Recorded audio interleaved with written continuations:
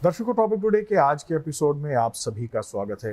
Covid के ऊपर हमारी सीरीज जारी है और आज हम अपने प्रोग्राम में बात करेंगे इंसान के शरीर के सबसे इम्पोर्टेंट हिस्सा यानी दिल के बारे में। आज हमारे साथ प्रोग्राम में मौजूद हैं डॉक्टर नीरज शर्मा, जो कि कार्डियोलॉजिस्ट हैं और मैं आपको बता दूं कि बड़े ही रिनाउंड हिंदुस्तान की जो हॉस्पिटल्स हैं उनमें काम करने का इनका तजुर्बा है। Max hospital Delhi, sir Gangaram hospital Delhi और इसके अलावा फोर्टिस, जो बड़े बड़े नाम हैं, इन हॉस्पिटल्स में ये काम कर चुके हैं और कार्डियोलॉजी का इनका एक लंबा तजुर्बा है। लेकिन जब कोविड की पहली वेव आई तब इन्होंने देखा कि जम्मू कश्मीर के लोगों को अब इनकी ज़रूरत है, तो इन्होंने एक बहुत बड़ा फैसला लिया और इन्होंने दिल्ली को त्याग दिया और ये तब से जम्मू कश्मीर के लोगों की जो है वो खिदमत कर रहे हैं। डॉक्टर साहब, आपका प्रोग्राम में स्वागत है। Thank you. डॉक्टर साहब, जैसे कि मैंने प्रोग्राम के पहले ही कहा कि आप बहुत बड़े बड़े हॉस्पिटल्स में जो है वो काम कर रहे थे, तो अचानक आपने वेव 1 में फैसला लिया कि आप जम्मू आएंगे और यहाँ के लोगों को आपकी ज़रूरत है, तो कितना बड़ा एक फैक्टर था ये आपका वापसी? देखिए, जब ये कोविड शुरू हुआ तो किसी को पता नहीं था कि ये इतना लंबा चलेगा, क्या होगा। कोविड जब मार्च अप्रैल में शुरू हुआ तो मुझे लगा कि कहीं ना कहीं मेरे अपने लोगों को, जहाँ मैं पला बड़ा हूँ, जहाँ मैंने एजुकेशन अपनी ली है, जिस शहर में मैं रहा हूँ, वहाँ इतने सारे मेरे अपने लोग हैं जो महरूम रह रहे हैं कि इस वक्त मारामारी इतनी पड़ी है, तो आई शुड गो बैक और वहाँ जाके अपने लोगों की सेवा की जाए। Then I took this decision कि आज नहीं तो कल वापस जाना है, तो why not in this time of dire need मुझे वापस जाके वहाँ पे अपने लोगों को देखना चाहिए। इससे पहले कि हम कोविड को डिस्कस करें, आप जब यहाँ आए, चूँकि आपने अपनी MBBS की जो तालीम है वो भी यहीं इसी कॉलेज से की है, तो कितना ज़्यादा एलिमेंट है यहाँ पे लोगों को कार्डियोलॉजी के हिसाब से अगर हम देखें? देखिए फ़हीम भाई, ऐसा है, यहाँ पे लोगों को एलिमेंट उतनी ही है जितनी बाहर है। The only difference here, people are not aware कि हमें क्या प्रॉब्लम है, और थोड़ा जैसे इग्नोरेंस फैक्टर बहुत ज़्यादा है, क्योंकि बाहर लोग जो हैं अगर उनको पता चलता है एजुकेशन लेवल और लोगों के वसाइल भी इतने अच्छे हैं उनके वहाँ के कि वो थोड़ा अफोर्डेबिलिटी के भी इश्यूज़ हैं। यहाँ पे तो एक हमारी फैसिलिटीज़ लिमिटेड हैं, दूसरा पीपल आर मोर इग्नोरेंट। वो नहीं ध्यान देते कि छोटी मोटी ब्लड प्रेशर या सच चर्बी, डिसलिपिडेमिया, ये 2-3 चीज़ें जो pile up deranged blood sugars हैं, ये पाइल अप होते होते होते हार्ट को कितना डैमेज कर देंगे over a period of time, ये लोगों में थोड़ा जागरूकता नहीं है इस बारे में अभी। बाहर या इसके कंपैरिजन में अगर आप बाहर दिल्ली की बात करें या मेट्रोज, बाकी मेट्रोज में, तो वहाँ पे कोई भी होगा, जैसे वो कोई किसी कॉरपोरेट में जॉब करता होगा या कहीं किसी भी कर रहा हो, उनका एनुअल एक चेक होता है, फिजिकल एग्जीक्यूटिव या फिजिकल हेल्थ चेकअप होता है, जिसमें उनका TMT, ECG, इको, ये सब टेस्ट उनके रेगुलरली हो रहे होते हैं, तो उनको कोई दिक्कत भी होती है तो वो टाइमली पकड़ी जा सकती है। हमारे यहाँ ये नहीं है। हमारे यहाँ पे ये है, जम्मू में मैंने देखा, इवन मेरे जो रिलेटिव्स हैं दूर पार के, आस पास के, उनको जब प्रॉब्लम होती है तभी वो दवाई खाएंगे। जैसे प्रॉब्लम ब्लड प्रेशर है, उनको पता है लॉन्ग टर्म कोमॉर्बिडिटी है, तो वो नहीं करेंगे कि लगातार दवाई खानी है, वैसा वो करेंगे नहीं। तो जब प्रॉब्लम हुई, दवाई खाई, उसको दबा के रखा, फिर प्रॉब्लम होगी, फिर दवाई खा ली। रेगुलर उसको कोई मिटिगेट करने का कोई लोगों में वैसी कोई जागरूकता नहीं है। अनफॉर्चुनेट है, कुछ गवर्नमेंट के एजुकेशनल प्लान्स, जो फिजिकल हेल्थ के जो एजुकेशन प्रोग्राम्स हैं, उनकी भी कमी है, बट लोगों में अवेयरनेस एज सच, जागरूकता इतनी नहीं है। डॉक्टर साहब, कोविड की तरफ आते हैं। एज ए कार्डियोलॉजिस्ट आप कितना देखते हैं कि ये एक सीरियस एलिमेंट जो है वो बन चुकी है कोविड-19? देखिए, मेरी एज में मैंने मैंने MBBS और MD के अभी तक कोई 20-22 साल मेडिकल डायरेक्टली इन्वॉल्वमेंट हुई है। तो जो ये पैंडेमिक है, दिस इज़ अनप्रेसिडेंटेड। ना इतिहास में, हमारी लाइफ टाइम में, क्या हमारे जो बुज़ुर्ग हैं उन्होंने भी पिछले 100 साल में इतना डायर कोई वो नहीं देखा। आप सोच सकते हैं कि 6-6 महीने टोटल लॉकडाउन रह रहा है, बिल्कुल ही, मतलब ये आज अभी फर्स्ट वेव में तो ऐसा था कि एक प्री ऑक्यूपेशन थी लोगों की, नहीं जिसको कोई एलिमेंट होगी तो उसी को प्रॉब्लम हो रही है, बाकी लोग ठीक हो रहे हैं।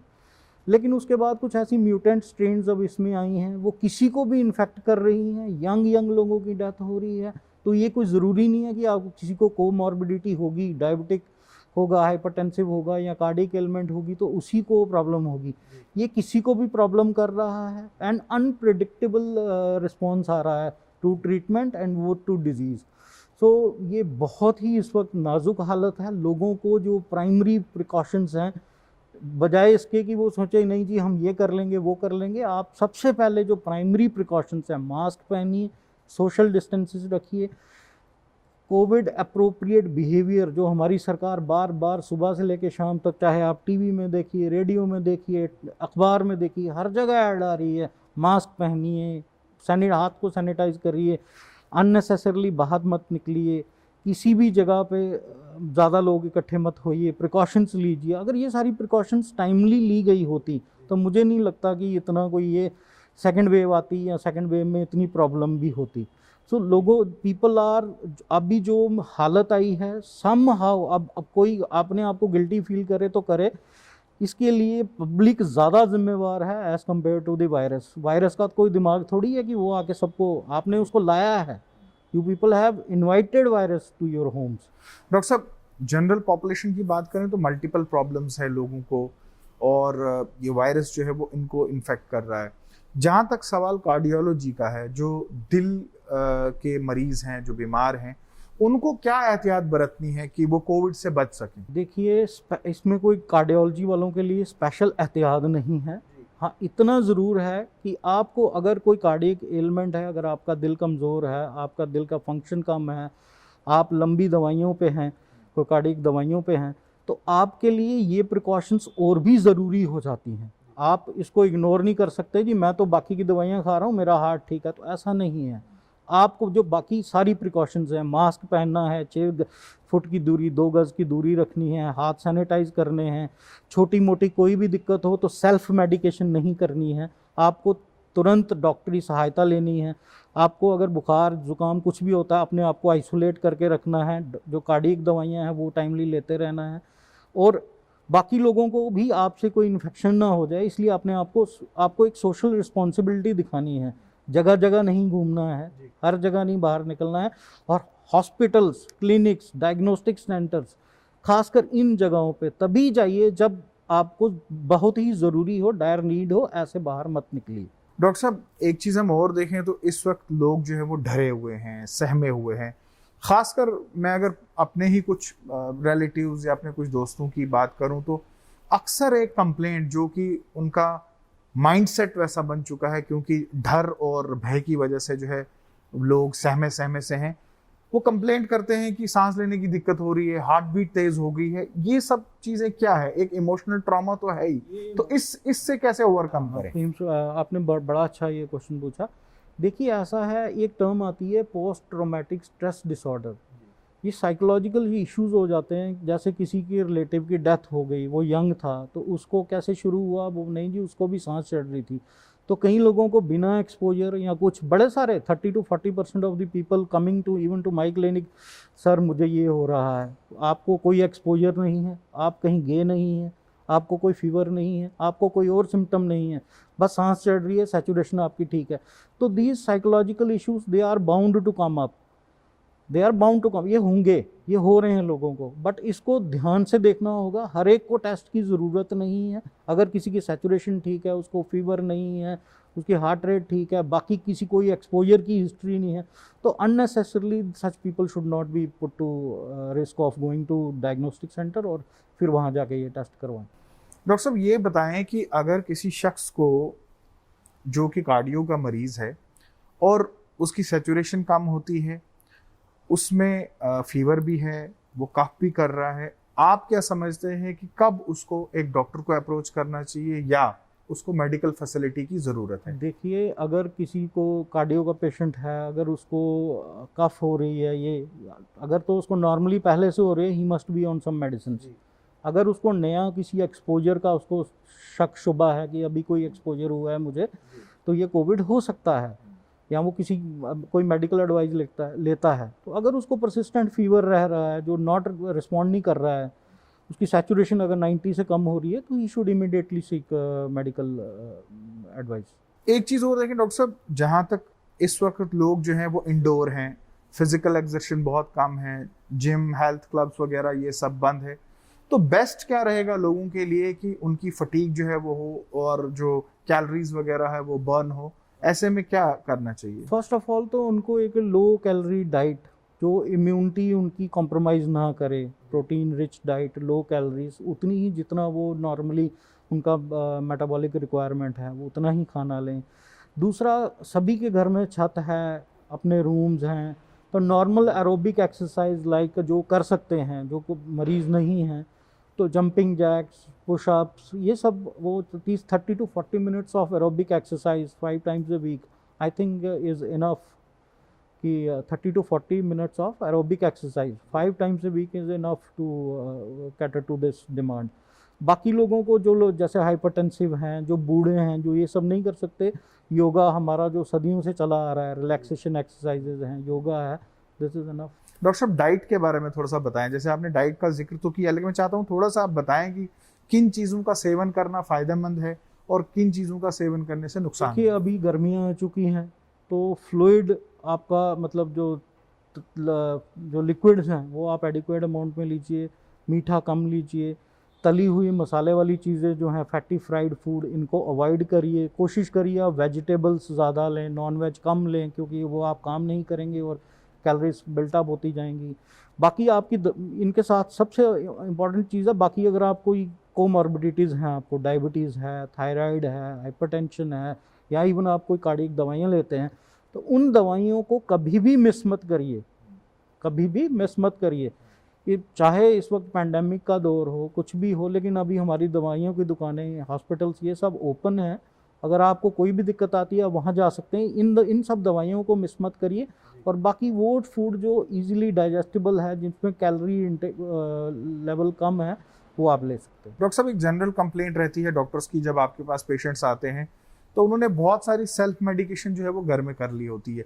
कितना खतरनाक है ये सेल्फ मेडिकेशन करना? देखिए, ये इतना खतरनाक है जैसे किसी को ड्राइविंग ना आती हो और वो रोड पे गाड़ी लेके निकल जाए। वो कभी भी कोई भी प्रॉब्लम हो सकती है। अभी आपने सुना ही होगा कि कोविड के साथ एक ब्लैक फंगस डिजीज़ आ रही है, म्यूकोरमाइकोसिस।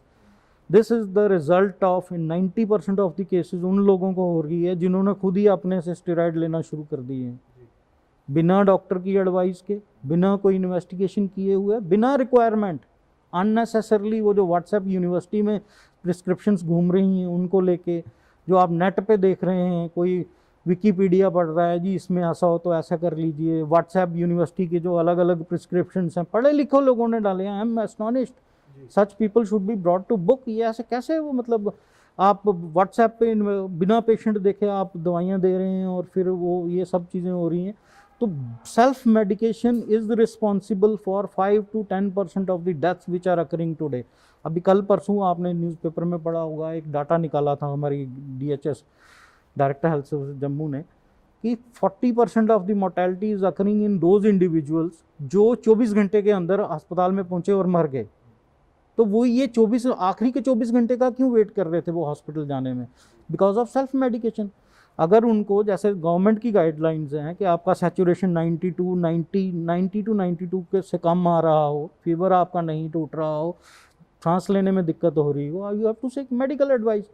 तो मुझे नहीं लगता इस कोविड के टाइम पे कोई भी प्राइवेट प्रैक्टिशनर कोविड वाले पेशेंट देख रहा हो, कोई भी नहीं देख रहा होगा। ये तो हॉस्पिटल में जाके आपको 3-4 जगह हैं, वहाँ जाके ट्रायज में अपने आप को प्रेजेंट कीजिए। अगर आपको उनको लगता है वो एडमिट करेंगे और बाकी आपको ट्रीटमेंट दे के घर भेजेंगे। तो ये सेल्फ मेडिकेशन कर करके लोगों ने इसकी जो ज़्यादा इसको विरुलेंट बना दिया है। डॉक्टर साहब, मेजॉरिटी ऑफ मोर्टेलिटी रेट में अगर हम देखें तो ये कहा जाता है कि पहले पेशेंट्स के लंग्स इन्वॉल्व हुए और उसके बाद हार्ट अटैक हो गया और उसकी डेथ हो गई। इस थ्योरी को थोड़ा मैं समझना चाहूँगा कि कोविड की वजह से जो लंग्स इन्वॉल्व होते हैं, पहले तो थोड़ा सा उसके बारे में बताएं। फिर ये जो कहा जाता है कि अब उसका हार्ट अटैक हो गया और उसकी डेथ हो गई। देखिए, ऐसा है, कोई भी डेथ तब डिक्लेयर होती है जब उसका हार्ट चलना बंद हो जाए, ब्रेन की एक्टिविटी बंद हो जाए, सांस लेना बंद हो जाए। ठीक है, तो ये 3-4 चीज़ें हैं which are science of death. ECG पे फ्लैट लाइन हो तो कुछ भी होगा, हार्ट जब तक बंद नहीं होगा तो डेथ डिक्लेयर नहीं करेंगे। तो अल्टीमेटली जो चीज़ होती है वो यही होता है कि हार्ट बंद होता है, तो उसको नाम दिया जाता है हार्ट अटैक का। हाँ, इसके कारण बहुत सारे हैं। जैसे कोविड में क्या हो रहा है कि जब भी किसी को कोरोना वायरस इन्फेक्शन होती है, पहले उसके गले की इन्वॉल्वमेंट होती है, फिर लंग्स की इन्वॉल्वमेंट होती है। लंग्स में अब क्या होता है कि एक ट्रेकिया बड़ी बड़ी ट्यूब होती है, उससे साथ में ब्रोंकियाई निकलते हैं, फिर नीचे ब्रोंकियोल्स, और नीचे एंड में छोटी छोटी थैलियाँ होती हैं जहाँ जिनमें हवा गुब्बारों की तरह फूलती है और निकल जाती है, जहाँ पे ऑक्सीजनेशन होती है, जहाँ से ब्लड में ऑक्सीजन जाती है और वहाँ से कार्बन डाइऑक्साइड निकल जाता है। अब उनकी इन्फ्लेमेशन हो जाती है। इन्फ्लेमेशन इन द सेंस कि बॉडी का इम्यून रिस्पॉन्स जो है वो कोरोना को टैकल करने की कोशिश करता है, और वो थैलियों में सोजिश हो जाती है। जब सोजिश होती है थोड़ा सा पानी भर जाता है, तो जैसे जैसे जितनी थैलियों में पानी भर जाएगा उसको हम बोलते हैं न्यूमोनिया, ठीक है, और ब्रोंकोनिमोनिया अगर एक सेगमेंट का हो गया हो।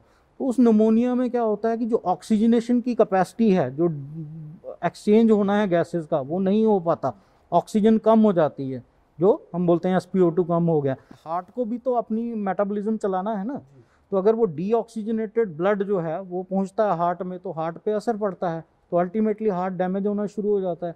और दूसरा क्या हो रहा है कि जो कोविड है, कोविड में बहुत सारी बॉडी के जो केमिकल्स हैं जिनको हम साइटोकाइंस बोलते हैं, वो इतने अमाउंट में निकल रहे हैं कि जगह जगह क्लॉट बन रहे हैं। और अगर वही क्लॉट कई बार ब्रेन में जा रहा है तो स्ट्रोक हो रही है, वही हार्ट की नलियों में जा रहा है तो हार्ट अटैक हो रहा है। So this is the reason of. Doctor साहब, वैक्सीनेशन के बारे में भी जानना चाहूँगा। गवर्नमेंट जो है वो पूरा फोकस कर रही है कि लोग जो है वो वैक्सीन कराएं, लेकिन अलग अलग थ्योरीज हैं लोगों की वैक्सीनेशन को लेकर, बहुत सारे लोग अवॉइड कर रहे हैं।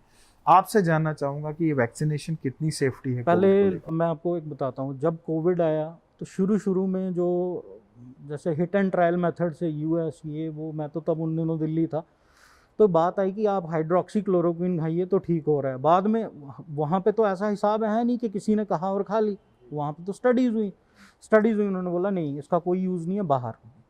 उसके बाद उन्होंने कहा अच्छा ये time tested over a period of time, उन्होंने बोला अभी आज तक क्या चल रहा है, इम्यून मॉड्यूलेटर इवरमेक्टिन, एजिथ्रोमाइसिन, और कोई सिंपल ब्रोंकोडाइलेटर और एक्सपेक्टोरेंट, और साथ में टेम्परेचर के लिए अगर हो रहा है तो paracetamol. This is the only treatment for. बाद में पता चला जी प्लाज्मा थेरेपी होती है, जो रिकवर्ड पेशेंट हैं उनका पेशेंट ब्लड ग्रुप के प्लाज्मा दे के रिकवरी हो सकती है। उसके बाद तब वैक्सीन आ गई। तो आज की डेट में the only thing which can solve this problem is vaccination. तो इसके बारे में किसी को भी दो राय नहीं होनी चाहिए कि वैक्सीन से कोई प्रॉब्लम हो रही है।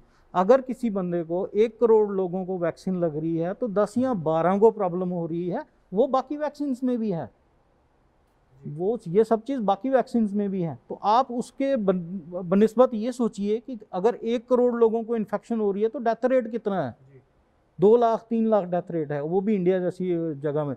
तो अगर आप वो चीज़ देखें और 1 करोड़ में 10 लोग देखें तो ये तो आपको, ये तो मतलब फिर वो मतलब इग्नोरेंस और ये अनपढ़ता वाली बात है जी कि वैक्सीन नहीं लगवाएंगे। Vaccine is must, the only way to stop transmission, to control this virus in the present circumstances is vaccination. Doctor साहब, बिल्कुल लास्ट में, चूंकि लोग आपको सुन रहे हैं, देख रहे हैं, थोड़ा सा मैं ये जानना चाहूँगा कि इस वक्त लोग अपने दिल का ख्याल कैसे रखें। देखिए, दिल का ख्याल सबसे पहले तो आप घबराएं मत। ये है अभी इसमें मेंटल इश्यूज भी होंगे। बड़े सारे लोग हैं जिनको एक बार कोरोना हो गया, उनको 4-4 महीने से, मैंने देखे हैं पेशेंट्स जिनको पहले हो गया कोविड, अभी नेगेटिव हैं, कोई प्रॉब्लम नहीं है, बट ब्रेथलेसनेस नहीं जा रही, सारी इन्वेस्टिगेशन विद इन नॉर्मल है। एक तो आप मेंटल स्ट्रेस से बाहर आ जाइए, ये बीमारी है, इसको अपने आप पे हावी मत होने दीजिए, ड्यू प्रिकॉशंस लीजिए जो सरकार की गाइडलाइंस में है कि आप कुछ 2 गज की दूरी रखनी है, मास्क पहने बिना बाहर नहीं निकलना है। हम यहाँ सिर्फ 2 लोग बैठे, हमने तब भी मास्क डाला हुआ है। मास्क पहने आप बाहर नहीं निकलेंगे, अननेसेसरली आप पब्लिक प्लेस पे नहीं जाएंगे, किसी भी चीज़ को बाहर संदिग्ध किसी भी चीज़ को पहले तो हाथ नहीं लगाएंगे, लगाते हैं तो हाथ सैनिटाइज करेंगे।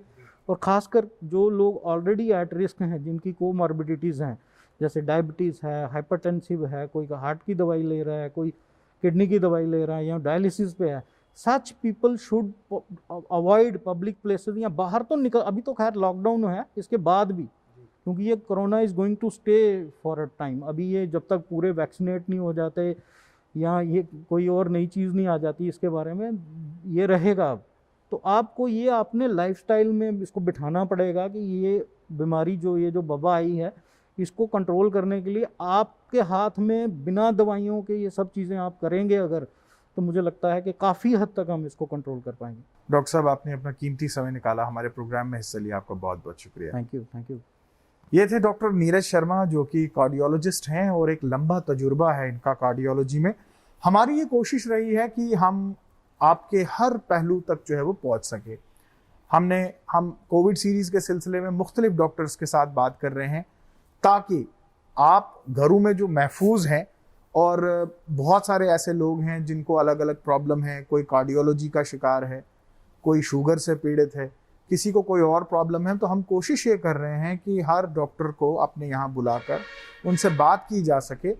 और चूंकि इस वक्त ज़्यादातर लोग अपने घरों में हैं, तो कोशिश ये है कि आप अपने घरों में रहकर जो है वो महफूज रह सकें। अपना ख्याल रखें, अंदर रहें, अपना ख्याल रखें, अपने बच्चों का ख्याल रखें। इस वक्त घड़ी बहुत ही नाजुक है और ऐसी घड़ी में हमें अक्लमंदी से काम लेना होगा। आज के प्रोग्राम में बस इतना ही, इजाज़त दीजिए, आदाब।